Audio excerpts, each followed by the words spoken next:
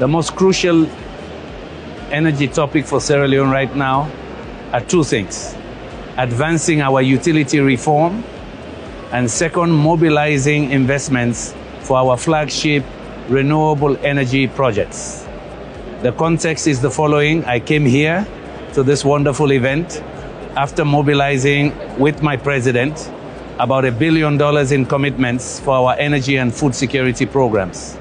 I came here to look for developers to help me develop projects now that can benefit from the funds that the commitments we've mobilized from a number of investors.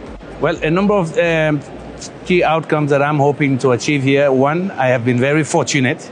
I've met some good developers. I've also used the opportunity to network further with some of the partners we had already met, and we have come up with some concrete next steps.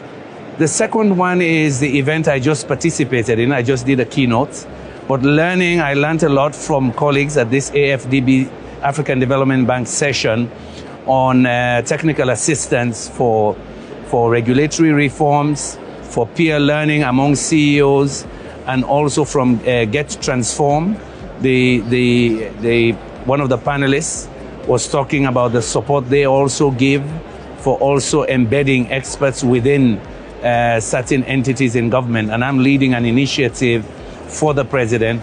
I need some of that technical support right now, as I said, to mobilize resources, but also push utility reforms. We need to do those utility reforms to give confidence to the independent power producers we've met here, who really are taking a second look at our country right now. I had some very good discussions as well with World Bank and some other partners here. Sierra Leone, we're ready. Our president is soon going to launch an energy transition plan, looking at the next 10, 15 years to achieve 1 gigawatt of power, to increase our energy access to 60%, and almost all of that is going to be renewables. So specifically, we have a flagship project right now that we've discussed here with some developers to introduce 2 more turbines into our existing dam with very little environmental impact, because the structure was already built 20 years ago with space for 2 additional turbines, to back that up with solar, 60 megawatts to 100 megawatts. We're very concrete, feasibility studies done. We've been able to have a good conversation here with potential funders who are very excited that a lot of that work is already done. Now here it was to meet some developers who could take a second look and say, fine, we're willing to take this up independently. So we're very clear about our flagship. If we get that going, it's called the Bumbuna 1 upgrade.